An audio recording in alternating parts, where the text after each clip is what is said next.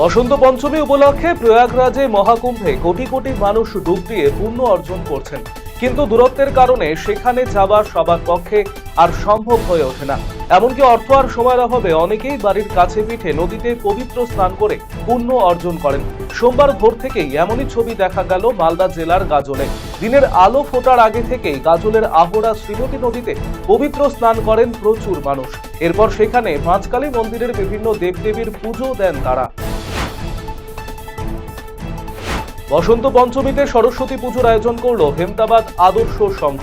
পাশাপাশি সদর এলাকায় মনোজ্ঞ সাংস্কৃতিক অনুষ্ঠানের আয়োজন করা হয়। প্রতি বছর এই পুজো কমিটির পুজো মণ্ডপ এলাকার বাসিন্দাদের নজর কাড়ে।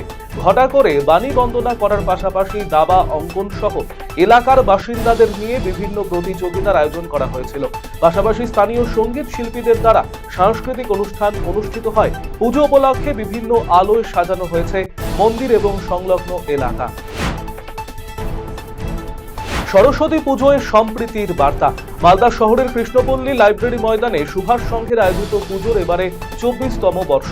রবিবার রাতেই পুজোর উদ্বোধন করা হয়। উপস্থিত ছিলেন বিশিষ্ট সমাজসেবী সৌমিত্র সরকার, ক্লাব সভাপতি নবকুমার রায় সহ অন্যান্যরা। মূলত এই পুজোয় ধর্মীয় ভেদাভেদকে দূরে সরিয়ে রেখে এলাকার বাসিন্দা সর্বধর্মের মানুষেরাই এই পুজোয় অংশ নেন। পুজো উপলক্ষে আয়োজিত হবে সাংস্কৃতিক অনুষ্ঠানও।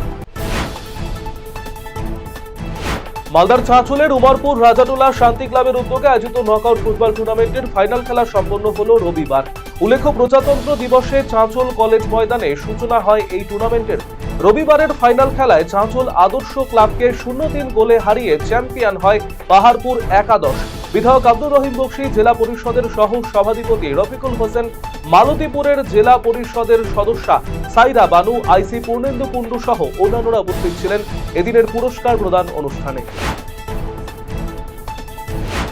স্বর্গীয় কমল কুমার ঘোষের স্মৃতির উদ্দেশ্যে মানিকচকে এমএলএ কাপ নকআউট ফুটবল প্রতিযোগিতা 2025-এর ফাইনাল খেলা অনুষ্ঠিত হলো রবিবার। এদিন বর্ণাঢ্য অনুষ্ঠানের মাধ্যমে ফাইনাল ম্যাচ অনুষ্ঠিত হয়।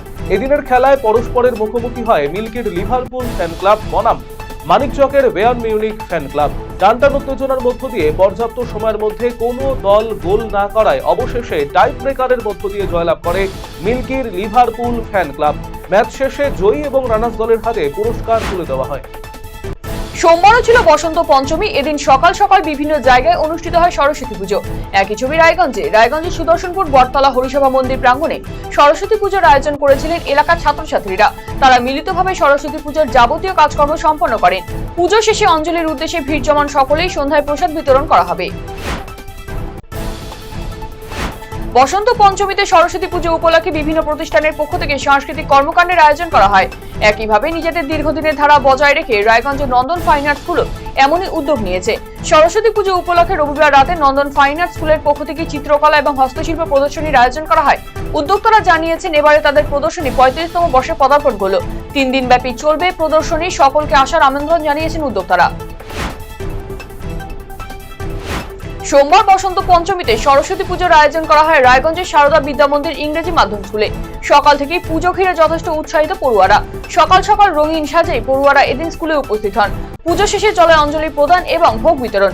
পুজো উপলক্ষে চিত্র প্রদর্শনী অনুষ্ঠিত হয়। সকলকে সরস্বতী পুজোর শুভেচ্ছা জানিয়েছেন স্কুলের অধ্যক্ষ রাজবলি পাল। মহাপঞ্চমীতে বাগদেবীর আরাধনায় মেতে উঠেছে ছাত্রছাত্রীরা। তিথি অনুযায়ী এবারে 2 দিন সরস্বতী পুজোর আয়োজন করেছে উত্তর দিনাজপুর জেলার চাকুলিয়ার বিভিন্ন সরকারি বেসরকারি শিক্ষা প্রতিষ্ঠান এবং সংস্থা। এদিন মহা সমারোহে সরস্বতী পুজোর আয়োজন করা হয়েছে চাকুলিয়া হাই স্কুলে। পুজো মণ্ডপে ফুটিয়ে তোলা হয়েছে বিভিন্ন মনীষীর প্রতিকৃতি। এদিন এই স্কুলের পুজোয় অংশ নেন চাকুলিয়া থানার আইসি রাজু সোনার। পুজো উপলক্ষে আয়োজিত হয়েছে নানান সাংস্কৃতিক অনুষ্ঠানও। সরস্বতী পুজো উপলক্ষে শতাধিক দুস্থ ক্ষুদে পড়ুয়াদের হাতে পড়াশোনার সামগ্রী তুলে দিল ডালখোলার বিশিষ্ট নৃত্যশিল্পী তথা শিক্ষক সৌরভ নাগ। সোমবার সকালে ডালখোলার বিভিন্ন পুজো মণ্ডপ ঘুরে ঘুরে শিশুদের হাতে খাতা, কলম, চকলেট সহ বিভিন্ন সামগ্রী তুলে দেন তিনি। জানান প্রতি বছরই সরস্বতী পুজো উপলক্ষে দুস্থ পড়ুয়াদের হাতে কিছু উপহার তুলে দেন তিনি।